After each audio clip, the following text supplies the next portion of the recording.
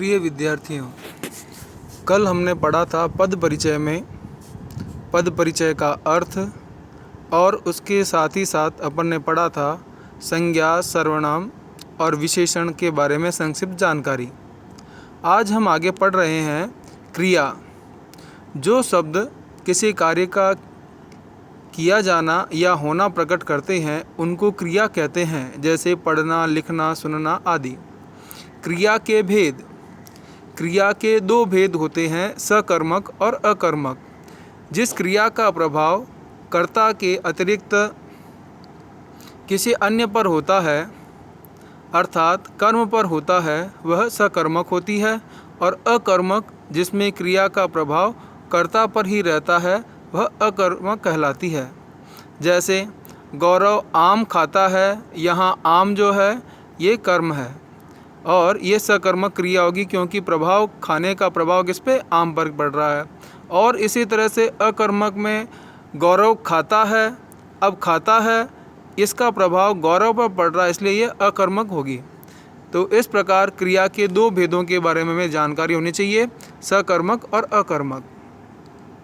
अब इनकी पहचान क्या है? क्रिया के पूर्व क्या लगाने पर यदि उसका उत्तर संभव हो तो क्रिया सकर्मक है, यदि क्या का उत्तर संभव न हो तो अकर्मक है। जैसे खाता है के पूर्व क्या अगर अपन ने प्रश्न किया तो उसका उत्तर मिलता है फल खाता है, मिठाई खाता है, आम खाता है। किंतु सोता है, दौड़ता है, रहता है, इन क्रियाओं के आगे क्या लगाएंगे तो कोई उत्तर नहीं मिलेगा। तो कुछ क्रियाएं ऐसी भी होती है जो अकर्मक होती है। इसके अतिरिक्त और भी जो है क्रियाओं के अन्य भेद हैं, ठीक है। इन्हें द्विकर्मक और प्रेरणात्मक क्रिया भी कहते हैं।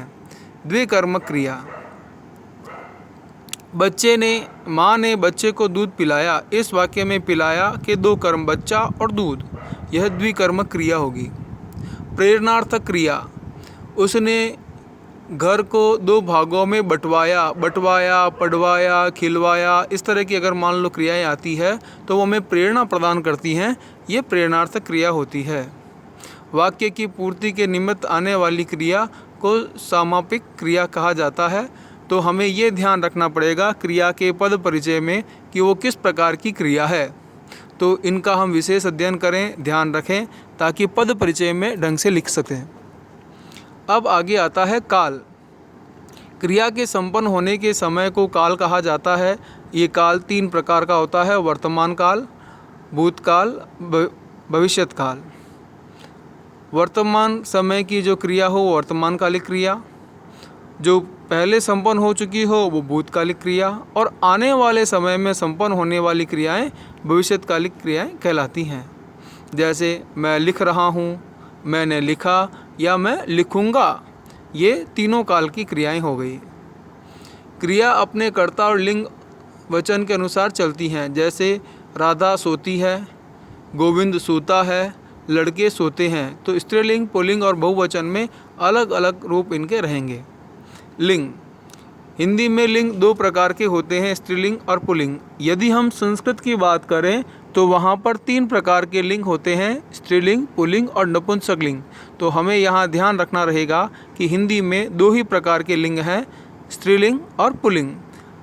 स्त्रीवाचक संज्ञाओं को सूचित करे वो स्त्रीलिंग, और जो पुरुषवाचक होने का सूचित करे संज्ञा को वो पुल्लिंग कहलाता है। जैसे मोरनी, मोर, बालिका, बालक, नारी, पुरुष आदि। लिंग का निर्णय। हिंदी में किसी शब्द के लिंग का निर्णय करने का कोई निश्चित नियम नहीं है, यह अभ्यास और निरीक्षण से ही समझ में आता है। वैसे प्राणीवाचक संज्ञाओं का लिंग निर्णय सरल होता है, क्योंकि प्राणियों का लिंग प्रकृति द्वारा ही निश्चित है। वाक्य में प्रयुक्त संज्ञा में लिंग निर्णय के प्रक्रिया के स्वरूप भी होता है, जैसे कर्ता, कर्ती, जाएगा, जाएगी। क्रिया के आधार पर अपन पता लगा सकते हैं कि इसमें लिंग क्या है। विशेषण के रूप से भी अपन लिंग का निर्णय कर सकते हैं, अच्छा, अच्छी, बूढ़ा, बूढ़ी, छोटा, छोटी, है ना, मीठा, मीठी आदि। तो हम लिंग निर्धारण करते समय हमें विवेक का पूर्ण उपयोग करना पड़ेगा, और उसी के साथ ही हमें आगे भी देखना पड़ेगा और लगातार हम अगर जो है प्रयास करते रहें तो हम इसके बारे में अभ्यास के द्वारा ही लिंग निर्णय को अच्छी पकड़ कर सकते हैं।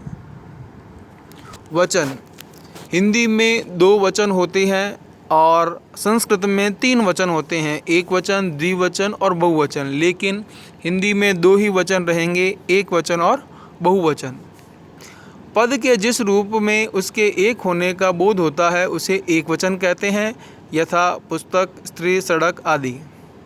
बहुवचन, पद के जिस रूप से एक से अधिक होने का बोध होता है, बहुवचन, पुस्तकें, स्त्रियां, लड़के, नदियां आदि। तो ये हो गया आपके क्रिया। अब उसके बाद में आता है अविकारी पद, अव्यय शब्द जिनका अपन कहते हैं। सबसे पहले आता है क्रिया विशेषण। क्रिया की विशेषता बताने वाले शब्द क्रिया विशेषण कहलाते हैं। इसमें रीति, स्थान, दशा, मात्रा आदि का उल्लेख करते हैं।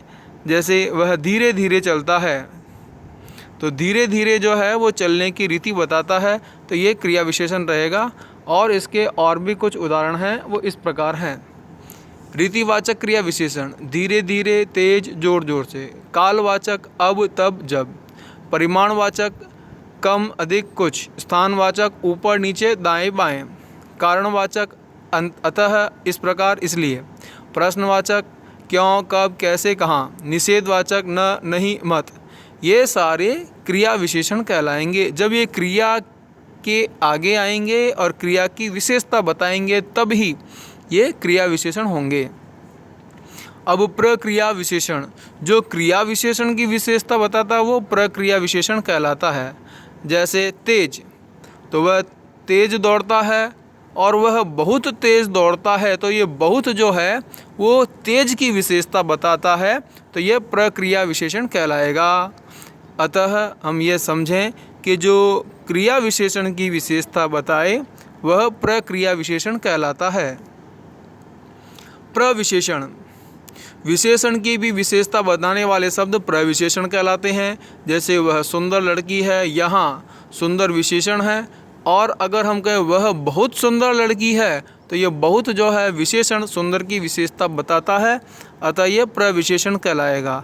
तो पद परिचय में इनका भी हमें ध्यान रखना रहेगा, क्योंकि अगर रेखांकन इनके नीचे किया गया है तो एग्जामिनर आपसे यही चाहता है कि क्या आपको इनके बारे में जानकारी है या नहीं है। अब आगे आता है संबंध बोधक। दूसरा अव्यय संबंध बोधक। संज्ञा व सर्वनाम पदों का अन्य पदों से संबंध प्रकट करने वाले पद संबंध बोधक कहलाते हैं। जैसे ऊपर, नीचे, आगे, पीछे आदि। समुच्चय बोधक, दो या दो से अधिक वाक्यों को जोड़ने के लिए अव्यय शब्दों को समुच्चय बोधक कहते हैं।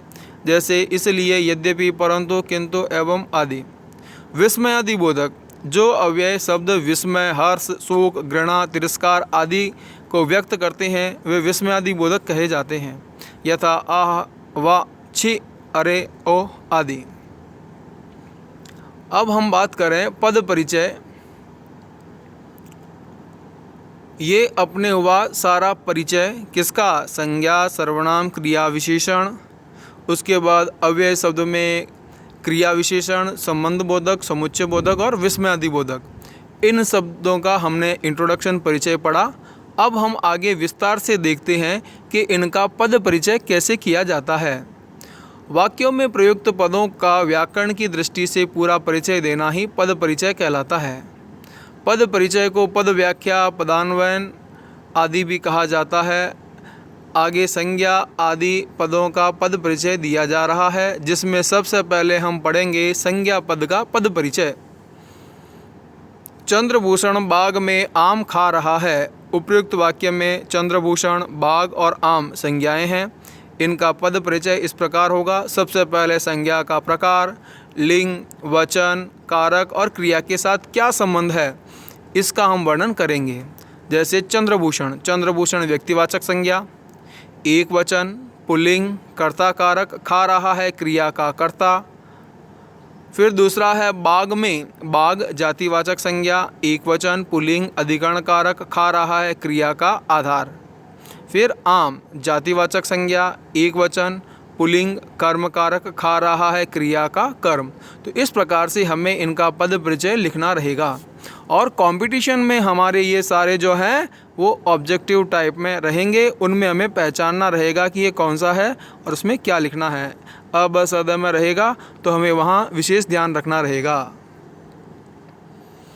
दूसरा है लड़कियां हाथों से वस्त्र धो रही हैं। लड़कियां हाथों से वस्त्र, इनका भी पद परिचय बताया गया है।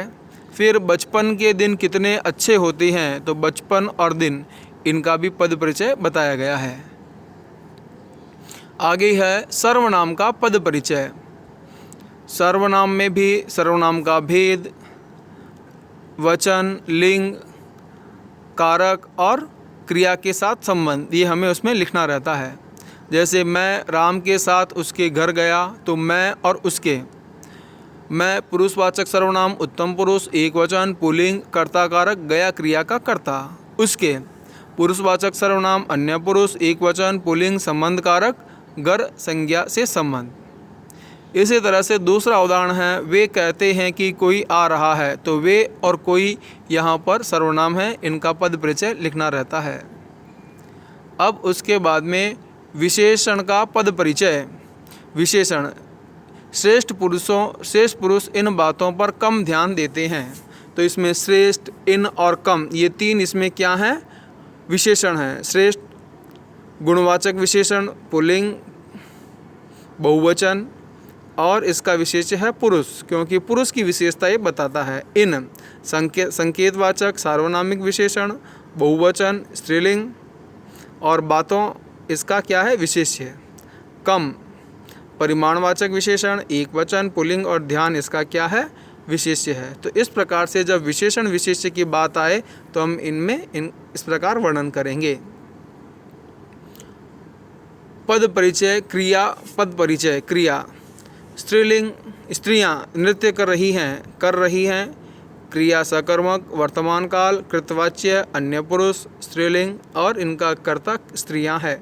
तो जब क्रिया का वर्णन करेंगे तो क्रिया का प्रकार, काल, वाच्य, ठीक है, और लिंग, इस प्रकार से हम इसका वर्णन करेंगे। कर्ता कौन है, इसके संबंध हम बताएंगे।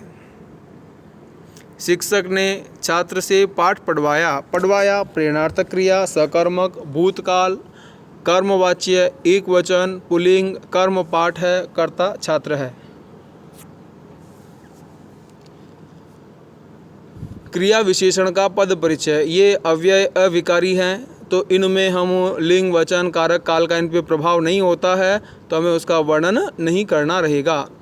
ऋषि तेज दौड़ता है, तेज रीतिवाचक क्रिया विशेषण, दौड़ता है क्रिया की रीति बताता है, बस इतना ही इसमें लिखना रहेगा और इसके आगे लिखने की आवश्यकता नहीं है। वह कल आएगा और यहाँ सोएगा, कल और यहाँ कालवाचक क्रिया विशेषण, आएगा क्रिया का समय सूचित करता है, यहाँ स्थानवाचक क्रिया विशेषण, सोएगा क्रिया का स्थान सूचित करता है। तो ये क्रिया विशेषण की बात हुई। अब आता है प्रक्रिया विशेषण का पद परिचय। अरविंद बहुत तेज दौड़ता है, बहुत प्रक्रिया विशेषण, धीरे क्रिया विशेषण की विशेषता बताता है। थोड़ा तेज चलो, थोड़ा प्रक्रिया विशेषण, तेज क्रिया विशेषण की विशेषता बता रहा है। तो प्रक्रिया विशेषण का पद परिचय बस इतना ही रहेगा, इसमें लिंग वचन कारक काल वो नहीं आएंगे। फिर आता है प्रविशेषण पद परिचय। चंद्रगुप्त बहुत पराक्रमी शासक था, बहुत प्रविशेषण पराक्रमी विशेषण की विशेषता बताता है। वह कम सुंदर है, कम प्रविशेषण सुंदर विशेषण की विशेषता बताता है। आगे आता है पद परिचय अव्यय पद का पद परिचय, जिसमें विस्मयादि बोधक का पद परिचय। तो सबसे पहले हमें इनका भेद लिखना है और वो किस भाव को प्रदर्शित कर रहा है वो हमें लिखना रहेगा। वाह कितना सुंदर चित्र, वाह विस्मयादि बोधक अव्यय, हर्ष खुशी को प्रदर्शित करता है।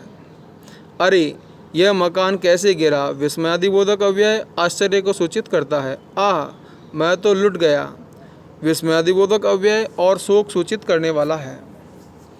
फिर आता है समुच्चय बोधक, गुरु और शिष्य कहाँ गए हैं, और ये दो पदों को जोड़ता है, दो संज्ञाओं को जोड़ता है। समुच्चय बोधक अव्यय है, गुरु और शिष्य दो शब्दों को जोड़ता है। वे बुद्धिमान हैं परंतु अनुभवी नहीं, परंतु समुच्चय बोधक अव्यय दो वाक्यों को जोड़ता है। संबंध बोधक, घर के पीछे बगीचा है, पीछे। संबंध बोधक अव्यय घर संज्ञा का संबंध शेष पदों से बताता है। सड़क के पार बगीचा है, पार। संबंध बोधक अव्यय सड़क संज्ञा के शेष पदों से संबंध बताता है। इस प्रकार हमने पढ़ा है कि पद परिचय किस प्रकार करना है, कौन कौन से पदों को परिचय में लेना है, इसकी सारी जानकारी हमने देखी है। ज़्यादा से ज़्यादा अध्ययन करें, पढ़ें और फिर भी कोई दिक्कत हो तो पूछें। धन्यवाद।